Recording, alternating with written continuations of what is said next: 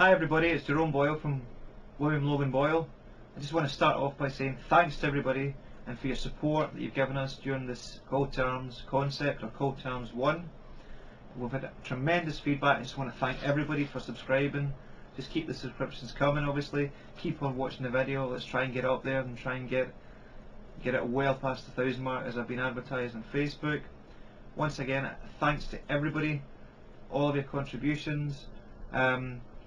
I put up a little notice recently on Facebook saying that I want you to fill in a form. The reasons for these forms are primarily so that we can get everybody's details for future reference, because we're going to be doing a lot more projects other than the Call to Arms thing. That's just one particular facet of what we're doing. We're doing a lot of other stuff. We've got a couple of film scripts at the moment which we're planning to work on, and a few other short ideas, etc, etc. First of all, I want to thank everybody once again. We'll move into what we're talking about now, reference to the planning and preparation for Call to Arms 2. For those of you that haven't heard back or are anxious or totally just itching to get in about it, don't worry, because we haven't forgotten anybody. You know who you are, all the original crew and cast. We haven't forgotten anybody. We've been really busy at the moment trying to do all the background preparation work, you know, the pre-production work, i.e. get the storyboarding done and the scripting done, and looking at the various aspects to make the characters better, to make the characters more dramatic and more exciting. So bear with us and be patient. Okay, so we're going to talk about guns tonight and the preparation for Call to Arms 2. In Call to Arms 2 we're going to expect a lot more boom, boosh, boosh, boom, boom, boom, which roughly translates as lots more action, lots more drama, lots more big, huge, big guns, and preferably lots of loud explosions and bangs. We're going to go Michael Bay on this one. It'll be like boosh, boosh, bam, boosh, bam, bam, and it's going to be absolutely mental for everybody that's involved. Okay, so bear with us. It's going to be a ride and a half. Anyway, as I said, we're going to talk about guns. We've started the preparations for the Call to Arms 2, and the first thing that we've been doing just now is assessing who needs what. Good guys need big guns. Check this out. Nice. Big massive guns coming into play for Call to Arms 2. Everybody get ready, because these guys are going to be so tooled up. They're going to be walking hardware shops. Nobody is going to mess with them. Nobody is going to... What do you call a guy with a 4-foot machine gun? You call him anything he wants to be called, because that's what Call Arms is all about. Going in, not taking any rubbish, kicking ass, British style.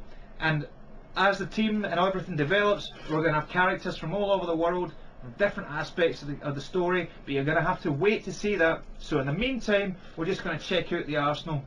First things first, this is the UK, the land of the silver fluffy clouds where everybody is multi-millionaires.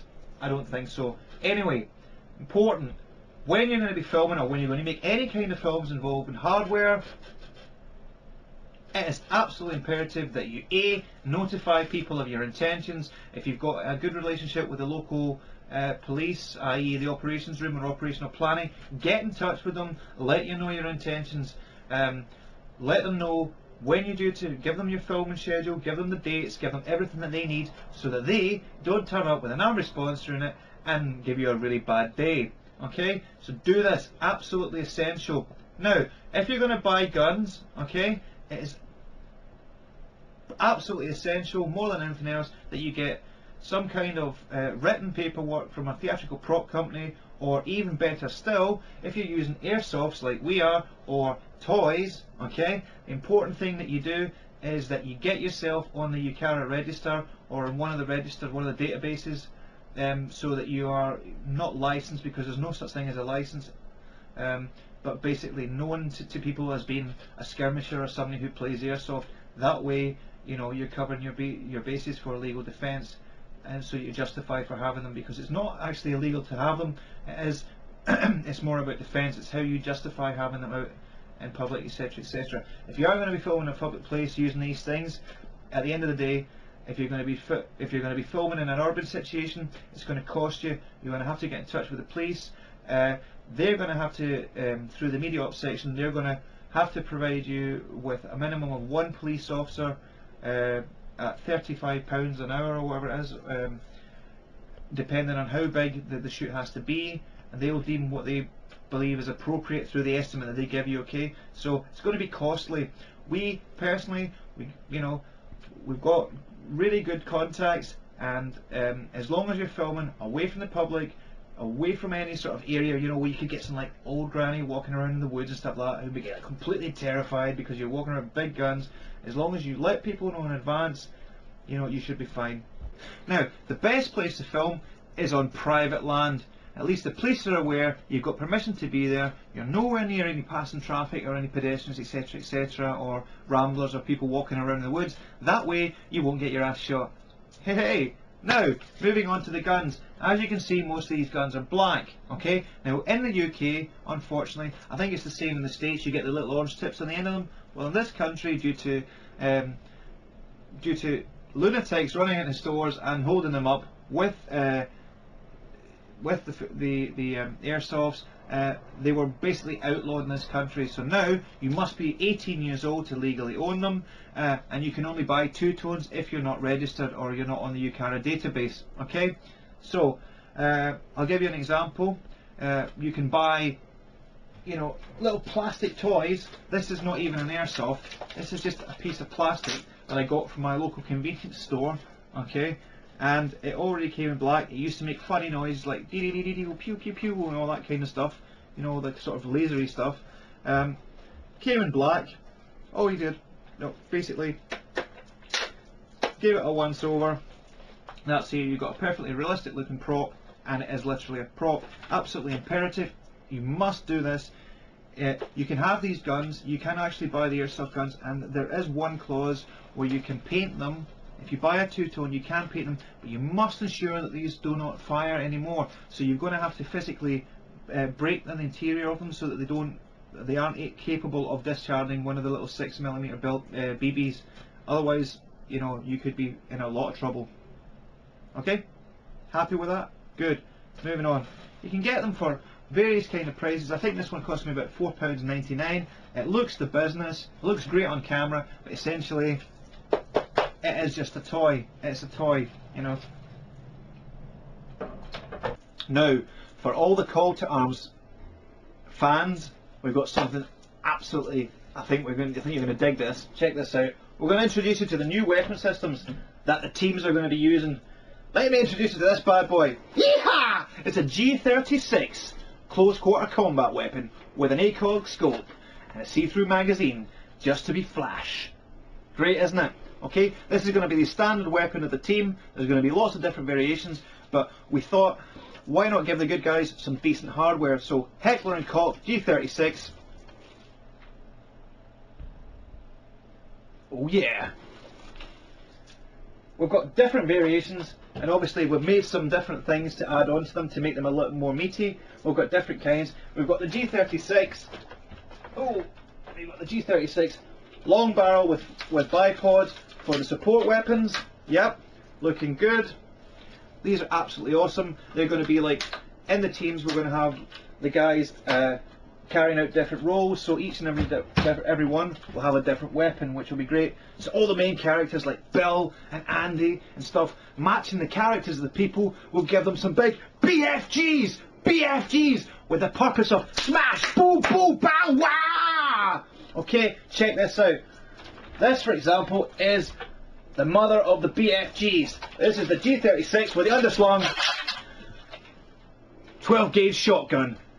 Opens doors that are already locked. Oh yeah! Comes with a laser, comes with a big fancy torch and stuff on it. What more can you ask for? So, if you can imagine this, and the size of Andy walking through the door with his Cockney accent and his bad attitude, somebody is about to have, in the words of a friend of ours, a very bad day. Check this out. Okay, moving on to format number 2. Format number 2 is the G36 with the underslung grenade launcher. Oh yeah! What can you ask for? Fantastic. The guys are going to be tooled up to the eyeballs. Now, these are just the standard weapons, okay? And the specialist weapons that they're going to be using, we're going to be giving the guys all sorts of stuff. And the great thing about these guns are, they don't fire. You don't need anything at all. You just take the gun, and then you add in sound effects. Boosh! Boosh! Boosh! Boosh! Boosh! Boosh! What more can you ask for? You don't discharge a single round and it doesn't cost you a penny. We thank the Lord for CGI. Okay, so basically we made all these converted weapons and we dropped them. Damn it. We made all these converted weapons for the guys. This is the full auto shotgun with a 50 cartridge or a 50 round drum magazine, which is basically designed for opening doors that are locked down tightly and basically giving somebody a really bad day. This will really, without a doubt, ruin the day, and the characters are all going to be armed to the teeth with this new kind of weaponry. Okay, one other thing, locations are absolutely imperative. If you want to give us an absolutely plush location to be using Colton Arms, go to the WilliamLoganBoyle.com page, look at the section that says funding. It doesn't always necessarily mean to give us money. All you have to do is say, yeah, I've got a sweet place that we could use in your next call to arms, i.e. like a plush hotel or a bean scene or whatever. Fill in the details, let us know what you wanted to do. We'll get back in touch with you and we'll work something out, okay? Absolutely fantastic. For guys that want to get involved for the first time, that say, yeah, we like Call to Arms, yeah, we can do X, Y or Z, it doesn't really matter.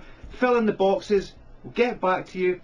Tell us your ideas. We're always ready to listen to whatever you've got to say, as long as it's not utter rubbish.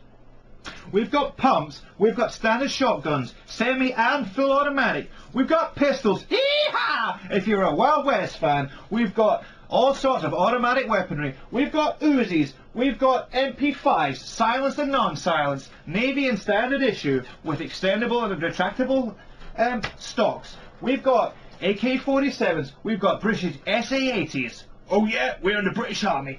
We've got bullpups, we've got everything you could possibly think of. We've got sawn-offs for those who like a bit of splatter and gore.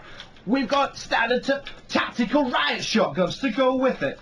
We've got sneaky peeky Uzis with silencers. We've got everything that we need. But guess what? As this team expands, as the story goes on, we're going to need a lot more. And that's where you guys come in. Keep on giving us ideas, give us your contributions. You tell us where you want to see Call to Arms going. Do you want to see Andy get the damsel in distress? Or do you want to see Al with his bad attitude going out and kicking ass in the name of the British Union? Oh yeah, check this out. So yeah, joking aside, as you can see, we've started tooling up Call to Arms 2. Storyboards are on the way, script is looking good. Watch this space. What else can I say? If you feel that you want to get involved in any way, shape or form, if you are involved in filmmaking, you've got any great ideas, pop us a line to the website www.williamloganboyle.com.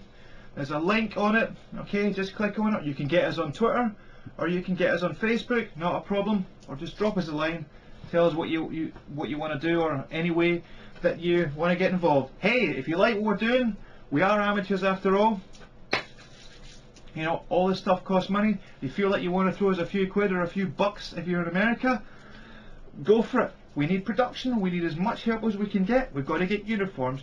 We're going to start building specialised kit for the guys and for the bad guys.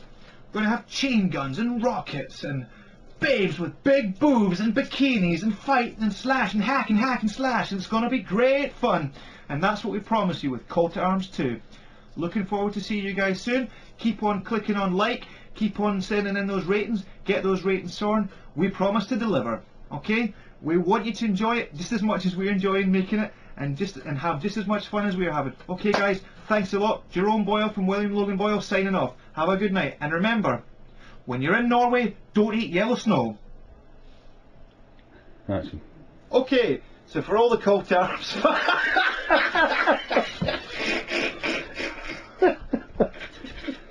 This is about the 5th time you've tried this, Jerome. Maybe we should just keep rolling.